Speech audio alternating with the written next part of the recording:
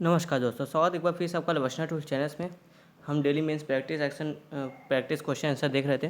तो आज जो हम क्वेश्चन देख रहे हैं, ये क्वेश्चन नंबर 11वां होगा हमारा। और ये जो क्वेश्चन है जीएस पेपर 4 से आपका है। ये क्वेश्चन जो कि 2015 में पूछा गया था, ठीक है।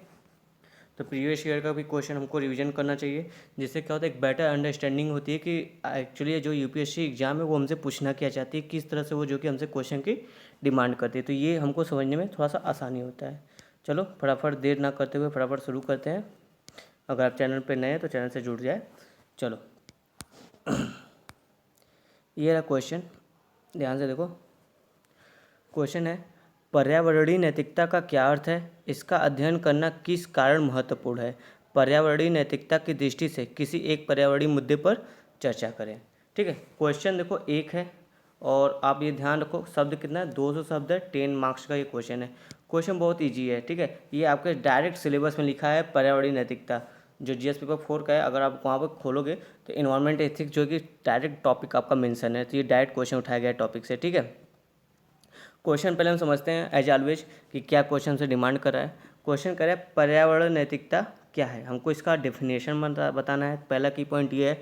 दूसरा बोला इसका अध्ययन करना किस कारण महत्वपूर्ण है, ये मतलब क्यों अध्ययन करें, ये हमको बताना है। इंपॉर्टेंस क्या है इसका। और थर्ड आपसे पूछा कि पर्यावरणीय नैतिकता की दृष्टि से किसी एक पर्यावरणीय मुद्दे पर चर्चा करिए। देखिए आपके लिए ऑप्शन बना दिया कि आप किसी भी एक पर्यावरणीय मुद्दे को उठाकर जो कि आप अपना उस समय उसके विषय में कुछ ना कुछ आप बता दीजिए एग्जामिनर को, ठीक है। तो चलो फटाफट हम शुरू करते हैं। एक इंट्रो से शुरू करेंगे। इंट्रो कैसे करेंगे, वही जो डेफिनेशन से पूछ रहा है कि पर्यावरण नैतिकता क्या है, क्योंकि ये इंट्रो जो कि हमारे प्रश्न के डिमांड को भी पूरा करेगा और सीधा सीधा प्रश्न से हमारे जुड़ता भी है। तो इंट्रो लिखते हैं, पर्यावरण नैतिकता पर्यावरण दर्शन की वह शाखा है जिसके अंतर्गत हम मनुष्य और पर्यावरण के आपसी संबंधों का नैतिकता के सिद्धांतों और नैतिक मूल्यों के आलोक में अध्ययन करते हैं, ठीक है। यहाँ पर हमने बहुत एक सिंपल सा जो कि उसका डेफिनेशन दे दिया। और आगे देखो, मुख्य रूप से मनुष्य के उन क्रियाकलापों का अध्ययन किया जाता है जिससे पर्यावरण प्रभावित होता है, ठीक है। सभी क्रियाकलाप का तो अध्ययन किया था, लेकिन मुख्य रूप से ज़्यादा इंफेसिस किस पे जाता है, जो पर्यावरण को प्रभावित करते हैं परोक्ष या अपरोक्ष रूप से। चलो आगे देखते हैं। जो हमसे ये हमारा क्वेश्चन का पहला डिमांड पूरा हो गया। सेकेंड डिमांड क्या था, इसका अध्ययन करना किस कारण से महत्वपूर्ण है। तो चलो अब ये बता देते हैं कि क्यों हम इसका अध्ययन करते हैं, क्यों ये इंपॉर्टेंट है पर्यावरण नैतिकता का अध्ययन। देखो अध्ययन का महत्व में हमने शुरू करें हम लोग। आज जिस गति के साथ मानव अपने अनियंत्रित लालच से वशीभूत होकर प्रकृति का अंधाधुंध दोहन कर रहा है, उसके समक्ष प्रकृति की प्रतिस्थापना शक्ति अर्थात रिप्लेसमेंट पावर भी घुटने टेक रही है। रिप्लेसमेंट पावर क्या होता है ये हम आगे अभी आपको बता रहे हैं। आज स्थिति यह है कि अर्थ ओवरशूट डे जो कि 2018 में आप देखोगे तो जुलाई माह में ही मनाया गया, यानी हम वर्ष के 7 महीने में ही पृथ्वी द्वारा उत्पादित वर्ष भर की संसाधनों का उपभोग कर लेते हैं। अब देखो ये जो करे प्रतिस्थापित शक्ति का मतलब है दोस्तों ये कि पृथ्वी जो एक साल में जितना उत्पादन करती है, उसकी जो क्षमता है वो एक साल में जो उत्पादन करती है, ये उसकी जितना हम उपभोग कर रहे हैं, जो भी एक साल में जो पृथ्वी, मान लो एक साल में ये पृथ्वी उत्पादित कर रही है कुछ ए प्रोडक्ट, मान लो कुछ काउंटिंग लेते हैं 5 यूनिट जो कि पृथ्वी उत्पादित करी एक साल में। अब हम क्या कर रहे हैं कि 6-7 माह में ही जो कि इस 5 यूनिट को ख़त्म कर दे रहे हैं। अब पृथ्वी जो उत्पादित करेगी वो तो अगले साल उत्पादित करेगी। नेक्स्ट 5 मंथ हम क्या कर रहे हैं कि इस जो पृथ्वी में जो उत्पादन करने की क्षमता है वो तो छोड़ो, उसके बाद जो पृथ्वी में और जो शक्तियाँ इसकी, मतलब पृथ्वी में जो उत्पादन बचा हुआ है उसका भी उपभोग कर रहे हैं। तो इससे क्या हुआ, जो संसाधन है वो बहुत तेज़ी से ख़त्म हो रहे हैं, ठीक है। जितना मान लो 5 यूनिट अगर पृथ्वी उत्पादित कर रही है तो हम इसको क्या करें, एक साल में ये उत्पादित कर रही है।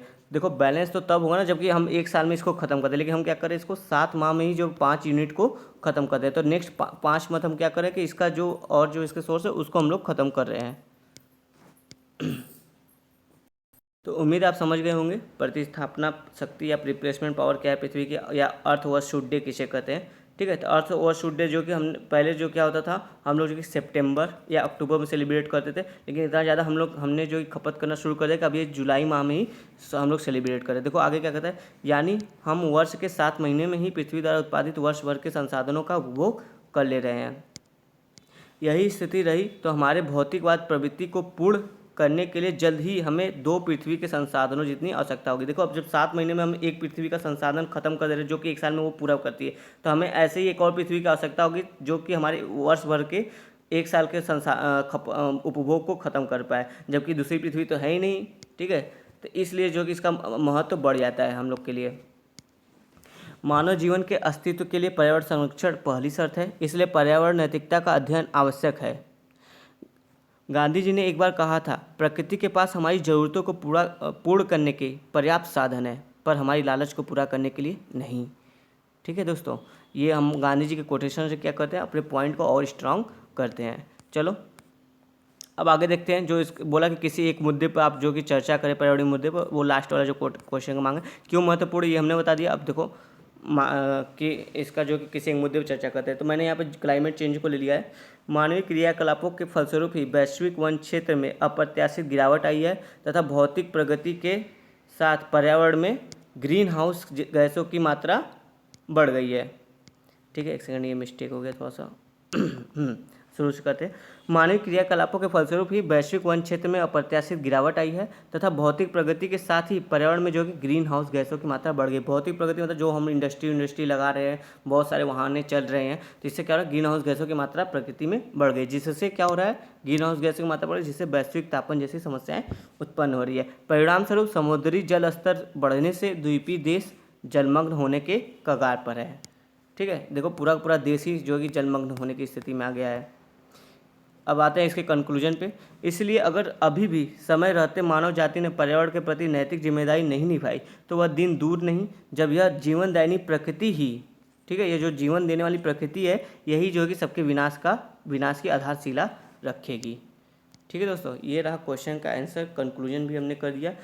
देखो शब्द सीमा 200 है, अगर लिखने को तो इस पर एक पूरा ऐसे लिखा जाएगा, लेकिन शब्द सीमा को ध्यान में रखते हुए हमें अपने वर्ड को लिमिटेशन वर्ड में चुनना था, जिससे हम पूरे कहानी को भी बता सके और कम शब्दों में जो कि अपने प्रश्न का उत्तर भी लिख सके। उम्मीद है आपको प्रश्न आया होगा, पसंद आया होगा। कल मिलते हैं एक नए प्रश्न के साथ, तब तक के लिए बाय बाय।